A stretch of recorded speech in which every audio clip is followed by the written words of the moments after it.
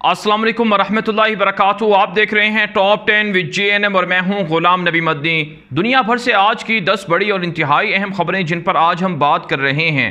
नाज़रीन किराम, आज 2 मई 2020 है और आज दिन है हफ्ते का रमज़ान मुबारक का। आज 8वां रोज़ा है। कुछ अरब ममालिक के अंदर आज 9वां रोज़ा है। खबरों का सिलसिला आगे बढ़ाने से पहले आपसे गुजारिश है कि अगर आपने अभी तक हमारा दूसरा YouTube channel Ghulam Nabi Madani subscribe नहीं किया तो उसे ज़रूर सब्सक्राइब कर लें। दुनिया भर की लेटेस्ट अपडेट आप हमारे दूसरे यूट्यूब चैनल पर देख सकते हैं। बारह नाज़रीन किराम, जो आज की पहली बड़ी खबर है यह अफ़गानिस्तान से है। तालिबान और अमेरिका के दरमियान जो एग्रीमेंट हुआ था उसके नताइज आना शुरू हो चुके हैं।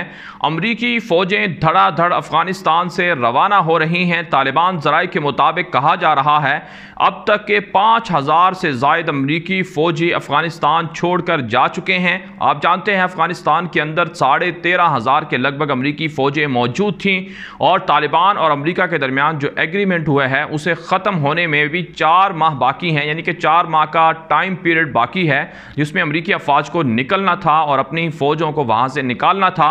लेकिन अमरीकी सदर डोनाल्ड ट्रंप इंतखाबात जीतना चाहते हैं और तालिबान के हमले भी तेज़ हुए हैं। फिर कोरोना की वजह से भी अमरीकियों को ख़तरात लाहिक हैं और ट्रंप नहीं चाहते कि अफ़गानिस्तान की जंग में मज़ीद अमरीका की इकॉनमी को ख़र्च किया जाए। यही वजह है अब ख़बरें सामने आ रही हैं कि 5000 से ज़ायद अमरीकी अब तक अफ़गानिस्तान छोड़कर जा चुके हैं। दूसरी जानिब नाज़रीन किराम, अब्दुल्ला और अशरफ गनी के दरमियान भी मामला तय पा गए हैं। अब्दुल्ला ने अपने ट्विटर अकाउंट पर यह लिखा है कि उनका अशरफ गनी से अबूरी मुआहिदा हो चुका है। आप जानते हैं अशरफ गनी ने खुद को अफगानिस्तान का सदर डिक्लेयर कर रखा है। अब्दुल्ला ने भी इंतखाबात में धांधली के बाद खुद को सदर डिक्लेयर किया था। यूं अफगानिस्तान के अंदर सियासी माहौल कशीदा था। तालिबान ने भी इन दोनों के दरमियान इख्तलाफात की वजह से बैनुल अफ़गान मुज़ाकरात को शुरू नहीं किया और तालिबान के हमले भी बढ़े थे।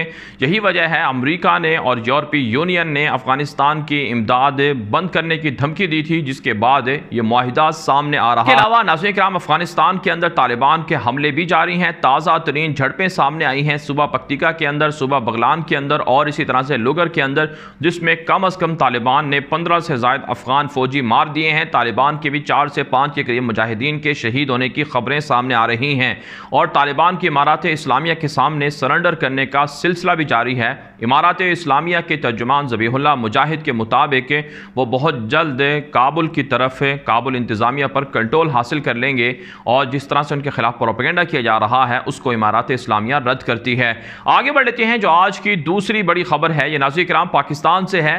पाकिस्तान के वज़ीर आज़म इमरान खान ने कौम को मशवरा दिया है कि लॉकडाउन चल रहा है, पूरे पाकिस्तान की कौम अपने घरों के अंदर रह रही है, इससे नादिर मौके से कौम को फ़ायदा उठाना चाहिए। अपने ट्विटर अकाउंट पर उन्होंने इस्लामी तारीख़ के मुताले का दर्स दिया है और कौम को पैगाम दिया है कि वो फ़ारिस अल ख़तीब नामी एक मुसन्निफ़ है, उनकी किताब है जिसमें इस्लामी रिवायात, इस्लामी तारीख़, सकाफ़त, तहज़ीब को उजागर किया गया है। इस्लामी तारीख़ को पढ़ना चाहिए, अपनी सकाफ़त और तहज़ीब को पढ़ना चाहिए ताकि लोगों को पता चले कि मुसलमान क्या थे, उनका माजी क्या था और उनका उरूज क्या था और दोबारा वो कैसे उरूज हासिल कर सकते हैं।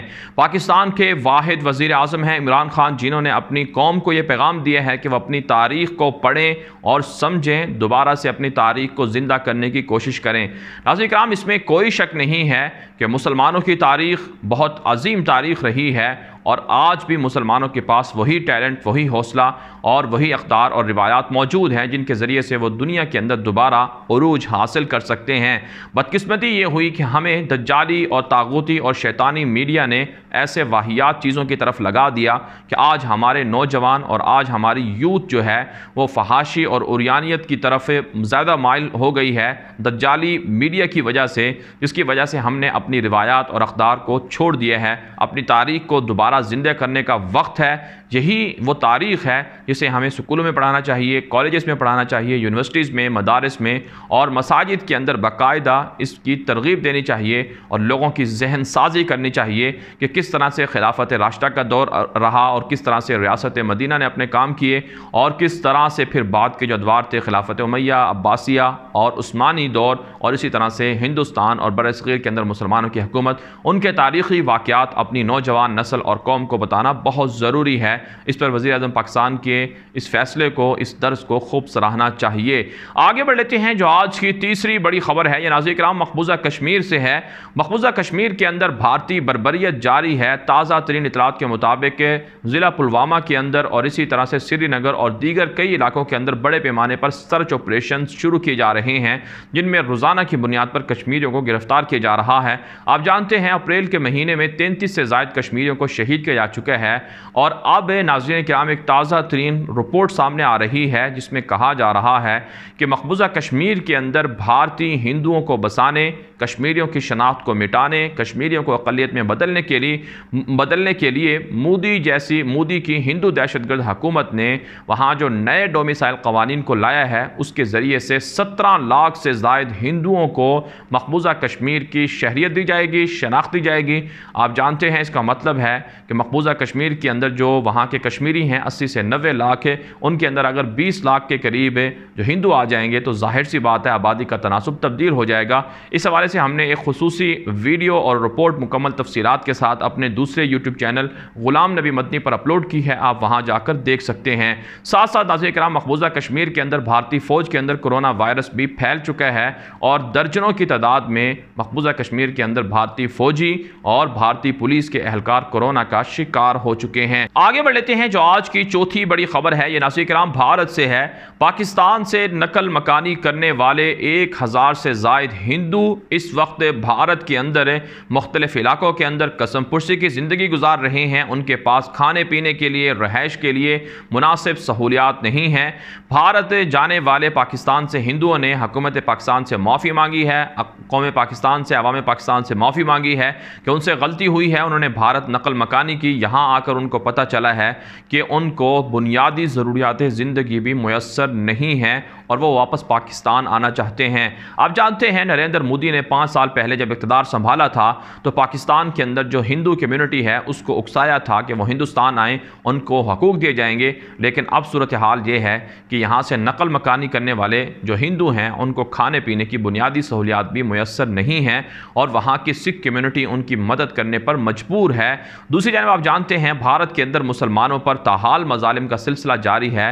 हिंदू मुस्लिम फसादात के लिए मोदी के जो दहशतगर्द हैं, RSS के हामिल नज़रियात के हामिल गुंडे, वो मुसलसल प्लानिंग कर रहे हैं और मुख्तलिफ इलाकों के अंदर मुसलमानों को तशद्दुद का निशाना बनाया जा रहा है।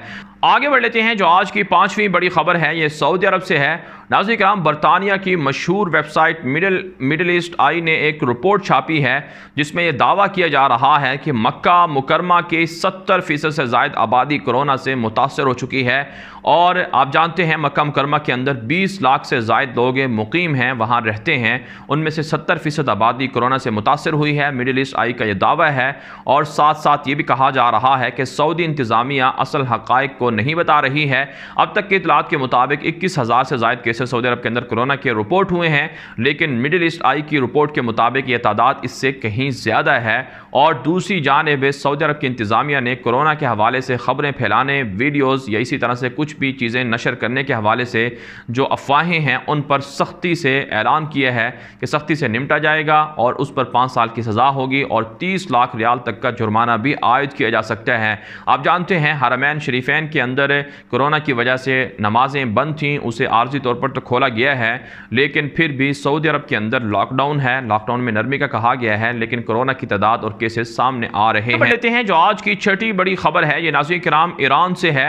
ईरान के सुप्रीम लीडर अली ख़ामनाई ने हुक्म दिया है कि खलीज अरबी के अंदर वाक़े 41 से ज़ायद जजीरों पर ईरानी आबादकारी को बढ़ाया जाए ताकि खलीज अरबी के अंदर जो अरब ममालिक हैं और अमरीका के बहरी जहाज़ हैं या वहाँ दुनिया भर के जो बाहरी जहाज़ वहाँ से तेल लेकर जाते हैं उन पर नज़र रखी जा सके। आप जानते हैं मुत्तहिदा अरब इमारात और ईरान के दरमियान जो खलीज अरबी के अंदर आबनाए हुर्मुज़ के करीब और इसी तरह से जिसे खलीज फ़ारिस भी कहा जाता है, वहाँ पर 20 के करीब जजीरे हैं जिनमें शदीद तनाज़ा और इख्तलाफ पाया जाता है, जिनमें तम कुबरा और तम सुगरा और इसी तरह से जजीरा अबू मूसा नामी इंतहाई ख़तरनाक जजीरे हैं जिस पर मुत्तहिदा अरब इमारात ने अपनी मिल्कियत का दावा कर रखा है, जबकि ईरान कहते हैं कि वो उनकी मिल्कियत है। ईरानी ज़राए अबलाग के मुताबिक ये खलीज अरबी के अंदर वाक़ ये जज़ीरे ईरान के लिए बहुत स्ट्रेटजिक अहमियत के हामिल हैं। इन पर आबादकारी का हदफ ये है कि यहाँ से गुजरने वाले हर जहाज़ पर उनकी नज़र रखी जाए। गुज़श्ता दिनों आपको पता है अमरीका और ईरान के बाहरी जहाज़ों के दरमियान खलीज अरबी के अंदर तनाज़ा भी बड़ा था। दूसरी जानिब एक रिपोर्ट शाया हुई है जिसमें मुत्तहिदा अरब इमारात और ईरान के ताल्लुकात के हवाले से कहा जा रहा है कि सालाना इनके दरमियान जो तिजारत है वो 13 अरब डॉलर से ज़ायद की होती है। बावजूद इसके कि इनके दरमियान इख्तिलाफ़ात हैं, लेकिन पसे पर्दा ताल्लुकात इनके बढ़ रहे हैं। आगे बढ़ लेते हैं जो आज की 7वीं बड़ी खबर है। ये नाज़रीन किराम ईरान के बैलिस्टिक मिसाइल तजर्बात के हवाले से अमरीकी मशहूर अखबार वॉल स्ट्रीट जर्नल ने एक रिपोर्ट छापी है। उसमें यह कहा जा रहा है कि ईरान खुफिया तौर पर लॉन्च रेंज के हामिल बैलिस्टिक मिसाइल बना रहा है और जो हालिया दिनों में फ़ौजी सेटेलाइट ईरान की जानिब से छोड़ी गई है वो भी इन्हीं खुफिया मिसाइलों के हवाले से एक तसलसल है। और ईरान के पास ऐसे ख़तरनाक मिसाइल मौजूद हैं जो पूरे यूरोप तक के हदफ को, टारगेट को निशाना बना सकते हैं, जिस पर अमरीकी हुकाम ने अमरीकी हुकूमत से, इंतज़ामिया से मुतालबा किया है कि ईरान के इन खुफिया मिसाइल प्रोग्राम्स के हवाले से ख़तरनाक एक्शन लिया जाए। वॉल स्ट्रीट जर्नल की रिपोर्ट के मुताबिक अमरीकी खुफिया इदारों ने रिपोर्ट दी है कि जिस तरह से शुमाली कोरिया ख़तरनाक मिसाइल तजर्बात कर रहा है, बना रहा है, इसी तरह से ईरान भी बना रहा है। अगर ये बात वाकई सच्ची है तो इससे मिडिल ईस्ट और इसी तरह से दुनिया के दीगर ममालिक को शदीद बदअमनी का सामना करना पड़ सकता है। आगे बढ़ लेते हैं जो आज की 8वीं बड़ी खबर है। ये नाज़रीन किराम बरतानिया और इसराइल के ताल्लुकात के हवाले से है। 127 से ज़ायद बरतानवी पार्लियामेंट के साबिक और हालिया मेंबरान ने ख़त लिखा है बरतानवी वज़ीर आज़म बोरिस जॉनसन को कि इसराइल की जानिब से जो गैर कानूनी यहूदी बस्तियों को इसराइल में ज़म करने का मनसूबा है, इसके ख़िलाफ़ बरतानिया सख्ती से एक्शन ले, क्योंकि ये इंसानी हकूक़ और इसी तरह से फ़लस्तीनियों के हकूक़ पर डाका डालने के मुतरादिफ है। आप जानते हैं 1948 में बरतानिया का कब्ज़ा था फ़लस्तीन पर और बरतानवी इस्तेमार ही ने इसराइल को बसाने का, इसराइल को बनाने का एक जवाज़ पेश किया था। और अब वहाँ के पार्लियामेंटेरियन ये कह रहे हैं कि उनके ख़िलाफ़ एक्शन लिया जाए, इसराइल के ख़िलाफ़। लेकिन पसे पर्दा बरतानवी हुकूमत और यूरोप के दीगर ममालिक और अमरीका इसराइल के चमचे हैं और उनकी हिमायत में काम करते हैं। इसके अलावा नाज़रीन किराम इसराइल के अंदर जो बरतानिया की जानिब से सरमायाकारी थी इसराइली कंपनियों में, उस हवाले से बरतानवी हाई कोर्ट का एक फ़ैसला आया है जिसमें यह कहा है कि बरतानवी हुकूमत की जानिब से जो इसराइली कंपनियों को सरमायाकारी दी जा रही है उसे बंद किया जाए और यह गैर कानूनी है, जिसे फ़लस्तीनियों ने सराहा है। आगे बढ़ लेते हैं जो आज की 9वीं बड़ी खबर है। ये नाज़रीन किराम चीन, अमरीका और ऑस्ट्रेलिया वगैरह के ताल्लुकात के हवाले से। आप जानते हैं चीन पर इल्ज़ाम आयद किया था ट्रंप ने कि वुहान लेबॉर्ट्री के अंदर वायरस तैयार हुआ है। इस हवाले से ऑस्ट्रेलवी वज़ीर आज़म ने आज एक दावा किया है कि उनको सबूत नहीं मिले हैं कि यह वायरस वाकई ये वुहान लेबॉर्ट्री के अंदर तैयार हुआ है।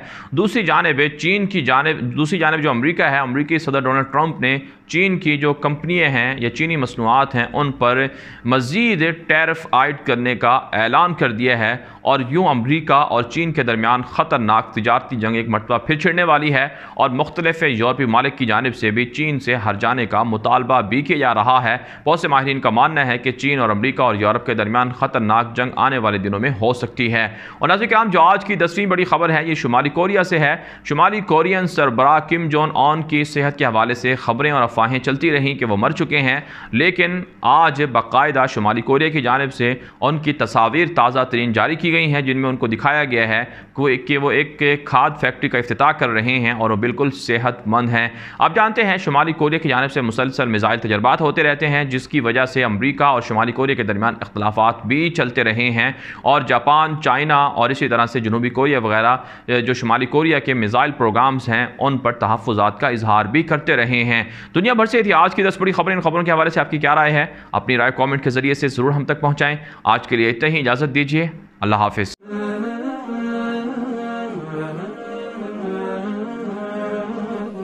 Hmm.